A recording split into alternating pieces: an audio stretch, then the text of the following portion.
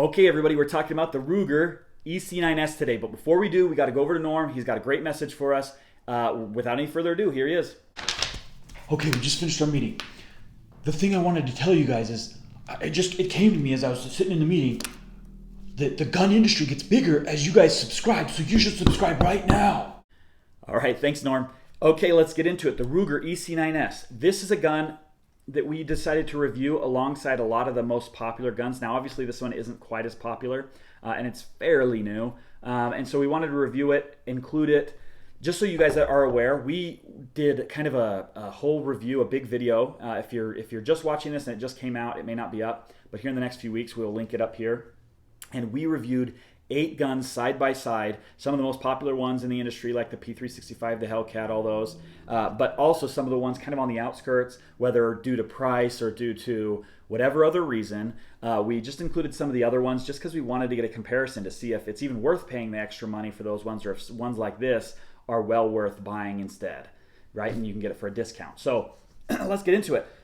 I will say, there are some negative things about this gun, and I will talk about those. But generally speaking, I really like this gun, especially for the price point. You're getting it for about $250, so there's not much to complain about.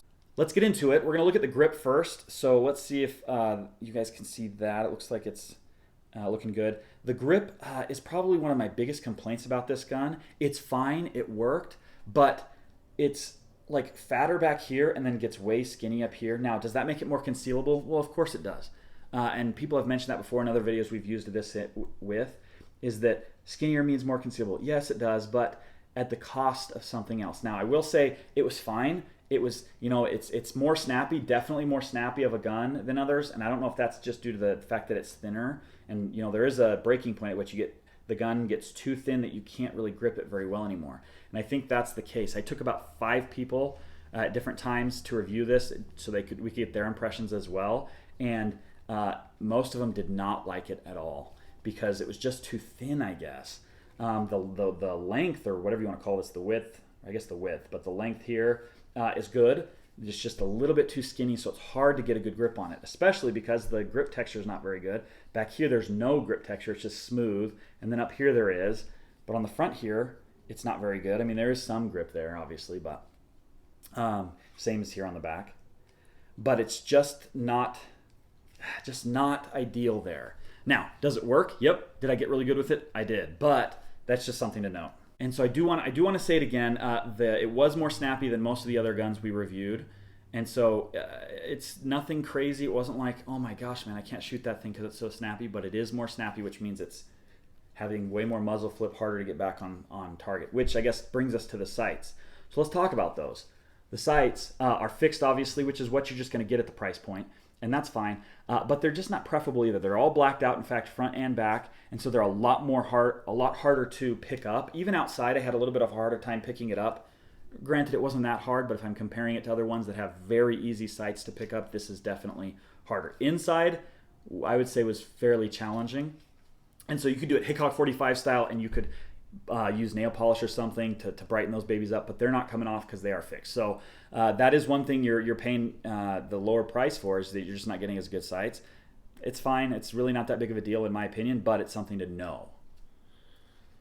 Before I forget, I always forget, this does come with a thumb safety. It's very hard to actuate. In fact, it's never going to happen accidentally because it may not happen on purpose either. So just keep that in mind. There is a safety if that's something you're concerned about. For those of us that don't really use them, just ignore it. Okay, time to talk about the trigger. And this is, I would say, if I had another complaint about this gun, it's the trigger. Now again, you're paying down to $250, so that's what you're getting.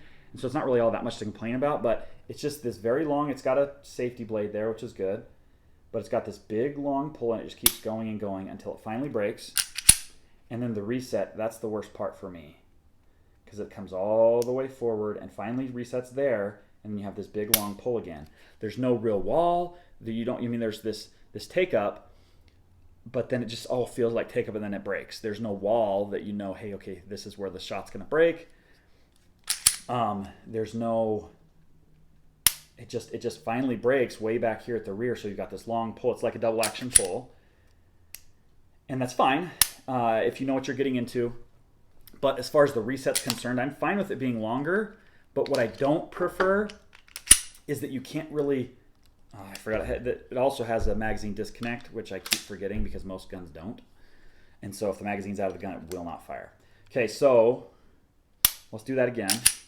Let's do that again here. It's just such a weak, and you probably can't, it doesn't pick it up very well, but it's very weak. If you have hearing protection on, you're outside, it's loud, the likelihood of you hearing it reset and feeling it reset is very low. In fact, one of the reasons it's such a criticism for me is that there were several times, quite a few times, where I would go to reset the pistol and pull the trigger again, expecting it to go off, and I realized, oh, I did not release it far enough because I didn't know. You can't feel it, you can't hear it. So if you don't go far enough out there, and it's farther than a lot of the guns that I use regularly, I pull the trigger and nothing happens. And so that's something to keep in mind now. After I did shoot a couple hundred rounds through it, I got used to it, and it didn't happen as much, but it still did happen a little bit. And so that's something you can easily train out if you train with it enough and get familiar with it. But it is a problem if you don't. So it's safe to say the trigger's not very good. I don't like it at all, really. But again, it's a $250 gun, so you're just going to have to take what you get in some of those things. There may be aftermarket support. I didn't really look that up. I don't know. But you may be able to find a trigger to replace it with. Okay, so let's talk about reliability. This gun was almost 100% reliable. It had one malfunction. It was 100% ammo related. We have some really underpowered ammo. It's like Max Tech or something like that. And we've shot it through all of our guns. In fact, it made almost every single gun malfunction at some point, even the Glock 43 that we have. And so it is what it is. I know that it was ammo related personally, and so it's not something that I have to worry about. Everything else, about 300 plus rounds went through this gun, 100% reliable, and we even put hollow points, Spear Gold Dot, some American Tactical something or another, and it all worked just fine. So this is a gun that I was worried about being reliable, because I just wasn't familiar with it. There aren't as many reviews out there, and so after I had reviewed it and I put out about 300 rounds through it, it's just been reliable, and so I don't have any worries about it. I would definitely carry this. In fact, I did carry this a little bit, and it was perfectly fine. It's thin, it's small, it's compact, it's great. I didn't have any issues. The grip isn't too aggressive against the skin or anything like that. It just tends to work out really well, and so very concealable, very good. Let's talk about the aesthetics now. The aesthetics of the gun are probably one of its weak points, but again, you're paying $250. It's sound like a broken record in this one. And so that's what you're going to get. It looks fine. It's not ugly, but it's definitely not as pretty as some of the others. It looks fine. It looks balanced, but it's just kind of funny looking a little bit. I didn't mention the serrations here. There are no front serrations, but you can still do press checks even without them. But these back serrations are actually pretty good. They do help a little bit, and so that's good. There's nothing to complain about there. But everything else, it's okay. Let's talk about the overall opinions of this gun. None of the individual parts anymore. If we're bringing it all together, what do we think? Quite honestly, I liked it more than I thought I would, and I didn't love it. It wasn't my very favorite. It certainly wasn't on the top couple, 2 or 3, but I was surprised and I was impressed with how well it worked, how good I got at getting very accurate very quickly, which is what you want, right? You want it to shoot, and you want to be able to shoot quickly when you need to shoot with a concealed carry gun like this. And so it was a surprise, but I will say the 5 people that I went with, every single one of them did not like it. They're like, that's the one I like the least. It's more snappy. The grip's kind of weird. The sights are less good. There's just a lot of things that are against it. But with some time, after putting 300 rounds through it, I got very good, very fast, liked it far more than I thought I would have. And so that's awesome, right? If you can find a gun that's reliable, that does what you want it to do, the purpose that you're giving it as far as concealed carry and making sure it's going to be a good gun to protect your life with.